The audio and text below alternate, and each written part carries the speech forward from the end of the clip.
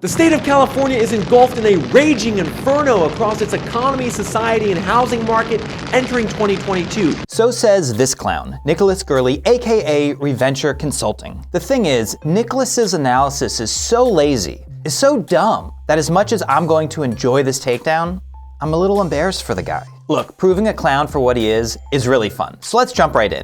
And then I'm going to share my research and my conclusions about the California exodus, the looming housing market crash, and what you should actually expect to happen in 2022. I'm Jon Schwartz, a realtor and real estate investor in Los Angeles, California. And this channel, unlike Reventure Consulting, focuses on honest, data-driven analysis of US housing markets. And now, let the dismantling begin. Nicholas's grand analysis is that because of a combination of domestic outflow, i.e. people leaving the state, and massive job losses, in California in 2022, we'll see home prices go down by probably, I'm gonna say, 20% across the state and up to 30% in San Francisco and Los Angeles. To make his case about domestic outflow, Nicholas presents this map. Over the last 5 years, from 2017 to 2021, more than 1.1 million people have fled California, have left California to go to other states. Nicholas, you're not really this dumb, are you? You do know, right, that California is by far the largest state by population? That if every state had about as many residents as California, there would only be 9 states? It would look like this. You'd have California with its 39,499,738 residents, according to the latest US Census Bureau numbers, the ones you cite in your video. Then the fictional states of Westia, Texasia, Plania, Lakeland, New England, Mid-Atlantis, Carolinia, and Floribama.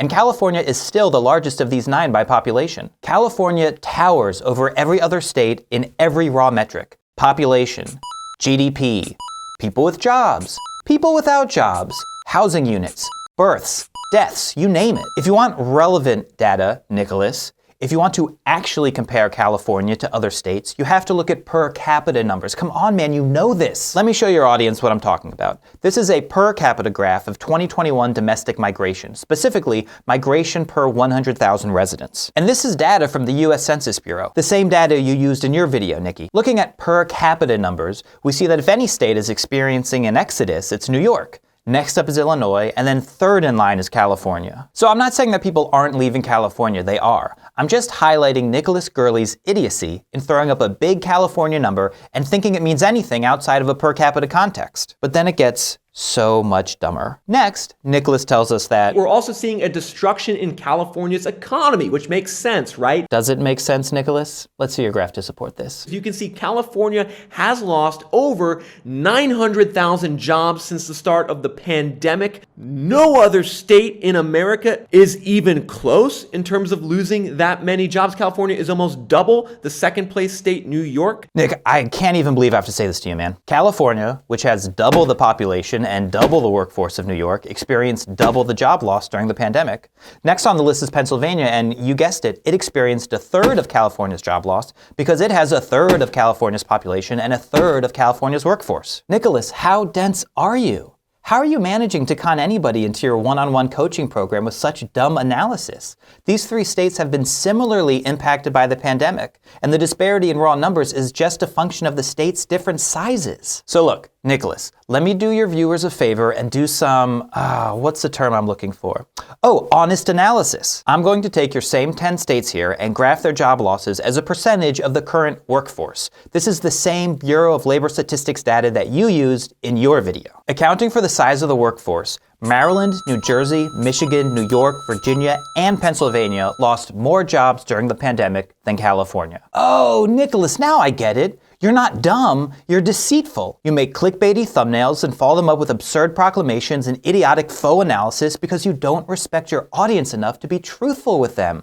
Your only interest is in profiting off the views without any regard for the consequences of your terrible advice. Well, bravo, Nicholas. You sure are racking up the views. And speaking of racking up views, giving this video a like right now would really help more people see it and start watching Reventure Consulting with the mountain of salt it deserves. So, moving along, Nicholas makes some true but obvious points about the high cost of living in California, our state income taxes, our gas prices, etc. At one point, Nicholas alludes to remembering LA in the early 90s. Many of you are old enough to remember what the early 90s in California was like, particularly in Los Angeles. You remember it was not good. Which is hilarious because according to his own LinkedIn profile, Nicholas Gerli got his BA in 2011, meaning he was born in 1990, give or take a year. Anyway, back to the content. Nicholas's big conclusion is that California is just an inherently volatile place. And no other state in America exhibits this level of cyclical volatility. in fact, A lot of realtors in California, I'm a realtor in California. a lot of homeowners, I'm a homeowner. a lot of real estate investors I'm a real estate investor.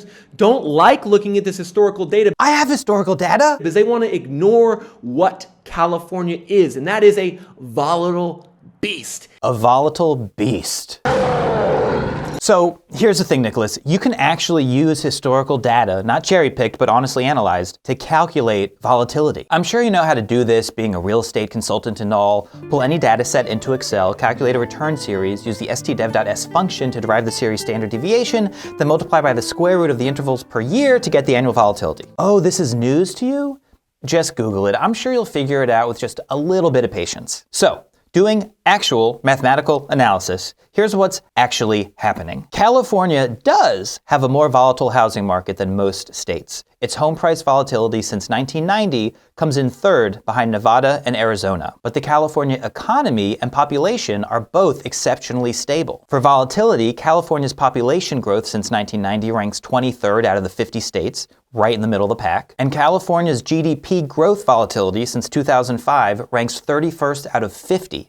California's economy is less volatile than most other states. And yes, I only have state GDP numbers going back to 2005, not 1990. I'm not trying to exclude the 90s GDP numbers, I just can't find them. So, volatility is a word you can lazily throw around when talking about the California housing market, but the state as a whole, specifically its economy and population, is by no means an outlier when it comes to volatility, neither historically nor at the present. I hope I've made the point here that Nicholas Gerli of Reventure Consulting is a dishonest, deceitful charlatan whose advice you should toss faster than a wet neck gaiter. Now, let's talk about what's actually going to happen in 2022. The consensus amongst non-clown analysts is that home prices in most markets will continue climbing this year, albeit more modestly than in 2020 and 2021. I agree with that assessment, and here's why. Home prices are at all-time highs for two reasons, both related to the pandemic. Firstly, the government has created a ton of money out of thin air. More money means higher prices. We see it in goods, in services, in homes, in crypto, in the stock market. And once the toothpaste is out of the tube, it ain't going back in.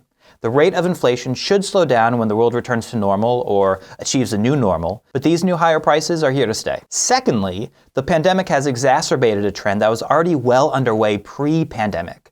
Not enough new homes are being built, boomers are staying put in their homes longer, and an unprecedented number of first-time buyers are entering the market as millennials are now forming their own households. This trend is even more pronounced in California, where our unique tax code disincentivizes boomers from selling homes they've lived in for 2 or 3 decades. And high home prices kept most millennials sidelined until a global pandemic forced their hand into buying. I go into all the data, both for the country as a whole and California specifically, in 2 videos that I'll link to at the end of this one. For now, check out this new graph. Here we have housing units per households in the 50 states plus LA County per the US Census Bureau.